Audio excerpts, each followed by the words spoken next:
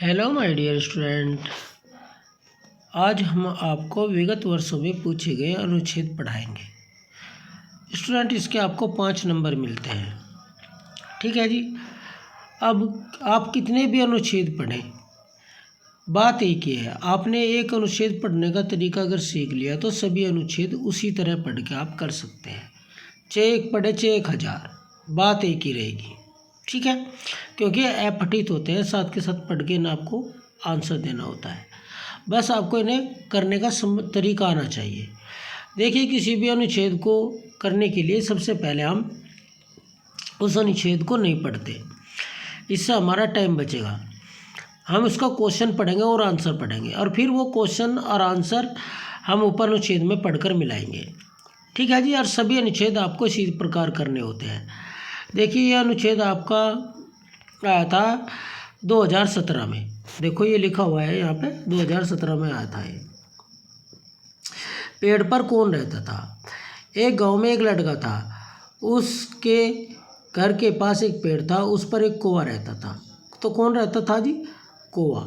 तो पहला वाला ऑप्शन सही है। अब दूसरा वाला पढ़ेंगे। लड़के की माँ कौवे को क्या खाने को देती थी? अब आगे पढ़ो। उसकी माँ उसे बुलाती और उसे खाने के लिए केले और मिठाइयाँ देती। तो कौन सा ऑप्शन सही है? 4, केले और मिठाइयाँ। अब अगला देखिए, लड़के के घर की देखभाल किसने की? एक बार लड़का माँ के साथ मेला देखने गया। वे लोग घर में ताला लगाकर सुबह ही चले गए, और शाम को लौट कर आने पर उन्होंने विचित्र बात देखी कि वह बंदर दिन भर पेड़ को छोड़कर कहीं नहीं गया और वृक्ष की ऊंची डाल पर बैठा रहा और सारा दिन उसके घर की रखवाली करता रहा। तो किसने की उनके घर की रखवाली? बंदर ने। तीसरा ऑप्शन सही है। मेले से लौटने पर माँ ने बंदर को क्या दिया? तो देखो, बैठा रहा, माँ ने उसे उस दिन उसको बहुत सारी चीज़ें खाने को दी। तो कहाँ है? तीसरा ऑप्शन से है, बहुत सारी चीज़ें खाने को दी। शाम को लौटने पर क्या विचित्र बात देखी कि बंदर सारा दिन पेड़ की ऊंची डाल पर बैठा रहा, है ना? दूसरा ऑप्शन सही है। ठीक है, तो देखिए, पहले आप क्वेश्चन पढ़िए, फिर उसका आंसर पढ़िए, फिर उसके बाद में उसमें से अनुच्छेद में से छांटिए। ठीक है, तो इस तरह आप सारे बहुत आसानी से कर लेंगे, आपका बहुत सारा टाइम बच जाएगा। अब देखिए, चित्तौड़ में स्थित है। चित्तौड़ कहाँ स्थित है? चित्तौड़ वर्तमान राजस्थान का एक जिला है। तो कहाँ है? राजस्थान में है जी। अब आगे देखो, आप अपनी बुक खोल लेना, वहाँ से देख लेना आंसर, है ना। कीर्ति स्तंभ कहाँ स्थित है? तो स्टूडेंट देखिए, कीर्ति स्तंभ कहाँ स्थित है, ये लिखना नीचे लास्ट में। चित्तौड़ में निर्मित की विजय स्तंभ और कीर्ति स्तंभ, है ना। तो कहाँ पे है? चित्तौड़ में। तो इसका आंसर क्या हो जाएगा? बी, दूसरा वाला हो जाएगा, चित्तौड़ में। अकबर की अधीनता किसने स्वीकार नहीं की? अकबर की अधीनता महाराणा प्रताप ने स्वीकार नहीं की। आप पढ़ सकते हैं, इसमें दिया हुआ है आंसर, है ना। अलाउद्दीन खिलजी ने चित्तौड़ पर अधिकार कर लिया था, कौन से सन में? 1303 में किया था, है ना। तो आप नीचे देख सकते हैं, 1308 में किया था।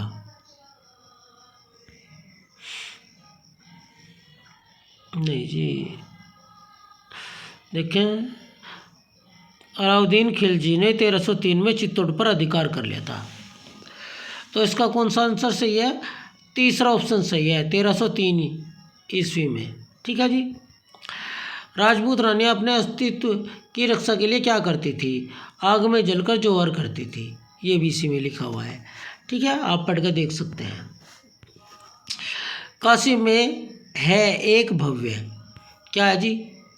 देखो, इसमें विश्वनाथ मंदिर, साईं मंदिर, क्रिश्चियन चर्च, लाल पत्थर मंदिर। पहले आपको चारों ऑप्शन पढ़ना है, फिर जो भी आपको इसमें अनुच्छेद में दिखाए थे वही आंसर है। यह गंगा के किनारे घाटों का प्रसिद्ध है। वाराणसी में एक विश्वनाथ का प्रसिद्ध मंदिर है। प्रसिद्ध कह लो या भव्य कह लो, बात एक ही है। तो कौन सा ऑप्शन सही है? फर्स्ट वाला, विश्वनाथ मंदिर। काशी हिंदू काशी हिंदू विश्वविद्यालय की स्थापना किसने की? दीनदयाल ने, भीमराव अंबेडकर ने, मदन मोहन मालवीय जी ने। अब देखो कौन सा इसमें आंसर मिलेगा। देखो आपको इसकी स्थापना महामना मदन मोहन मालवीय जी ने की। तो किसने की? तो इसका आंसर है तीसरा वाला आंसर है। ठीक है जी। अब सारनाथ अवस्थित है वाराणसी से। वाराणसी से सारनाथ कितनी दूर है?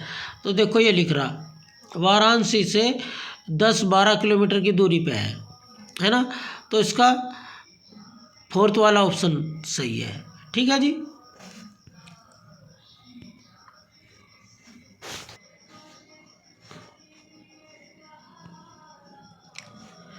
तो देखिए अब सारनाथ स्थित अशोक स्तंभ में क्या है जी, कितने शेर हैं?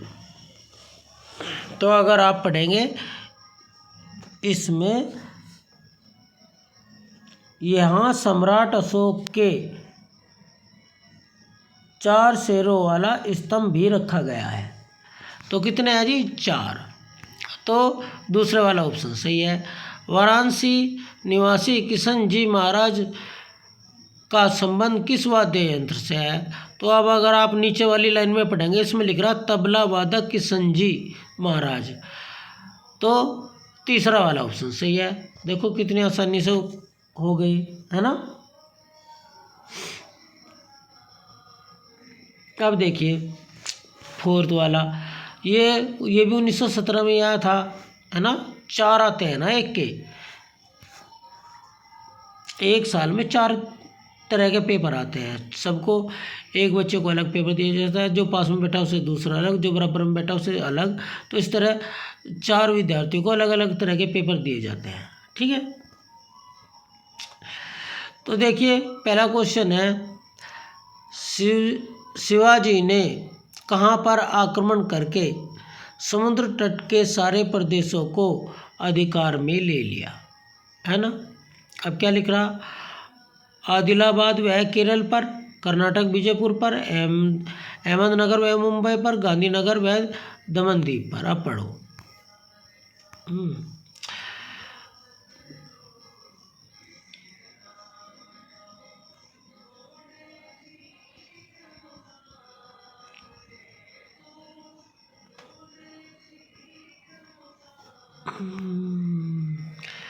राज्याभिषेक के बाद शिवाजी ने अपना विजय अभियान जारी रखा विजयपुर और कर्नाटक पर आक्रमण करके। कहाँ? विजयपुर और कर्नाटक। तो देख लो कौन सा है। दूसरा वाला ऑप्शन सही है ना। हमें जहाँ आंसर मिल जाए उतना ही पढ़ लो, उससे ज़्यादा पढ़ने की जरूरत ही नहीं है। शिवाजी आदर करते थे, किसका आदर करते थे? हिंदू धर्म का, ईसाई धर्म का, इस्लाम धर्म का, सभी धर्मों का। तो जी पढ़ो जहाँ तक हमने पढ़ लेता उससे आगे।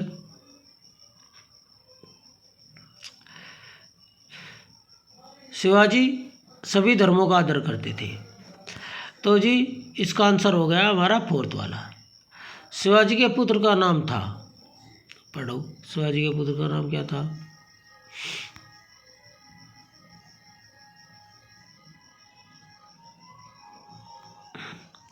शिवाजी सभी धर्मों का आदर करते थे। राज्य के पदों के वितरण में भी उन्होंने कोई भेदभाव नहीं रखते थे। उनके राज्य में स्त्री का बड़ा सम्मान किया जाता था। युद्ध क्षेत्र में शत्रु पक्ष की कोई भी महिला उनके अधिकार में आ जाती तो उसे सम्मान करते थे। उसे उसके पति और माता पिता के पास पहुंचा देते थे। उनका राज्य धर्मनिरपेक्ष राज्य था। उनके राज्य में हर एक व्यक्ति को धार्मिक स्वतंत्रता थी। अत्याचार के दमन को वे अपना कर्तव्य समझते थे, इसलिए उन्होंने सेना का गठन को विशेष महत्व देते थे। सैनिकों की सुख सुविधाओं का वे विशेष ध्यान रखते थे। शिवाजी के राज्य में अपराधी को दंड अवश्य मिलता था। जब उनका पुत्र संभाजी, कौन है उनका पुत्र? संभाजी। तो ये कौन सा वाला आंसर हुआ उसका? दूसरे वाला, 18 का दूसरा। ठीक है जी। शिवाजी के आदेश से बंदी बना लिया गया। किसे बना लिया गया? देखो, जब उनका पुत्र संभाजी अमर्यादित व्यवहार करने लगा तो शिवाजी के आदेश पर उन्हें बंदी बना लिया गया, है ना। तो इसका ऑप्शन है तीसरा संभाजी। युद्ध का विलोम है भाई। कलह, कलह का मतलब भी लड़ाई हो, द्वेष का मतलब भी लड़ाई हो, शत्रु का मतलब भी लड़ाई हो, शांति है। तो पहला वाला ऑप्शन इसका सही है। ओके स्टूडेंट, तो स्टूडेंट आप चाहे कितने भी अनुच्छेद पढ़ लें, लेकिन अगर आप इस तरीके को अपनाएंगे तो 2 मिनट में सबके आंसर दे देंगे, क्योंकि इसमें ही आंसर लिखे होते हैं। तो इन्हें पढ़ने का कोई फ़ायदा नहीं है। अगर आप 10, 15, 20 पढ़ रहे हैं कोई फ़ायदा नहीं है, ठीक है। तो आप एक पढ़े अच्छी तरह, इन्हें पढ़ने का तरीका समझ लें और उसी प्रकार कर दें। Okay, thank you for watching this video.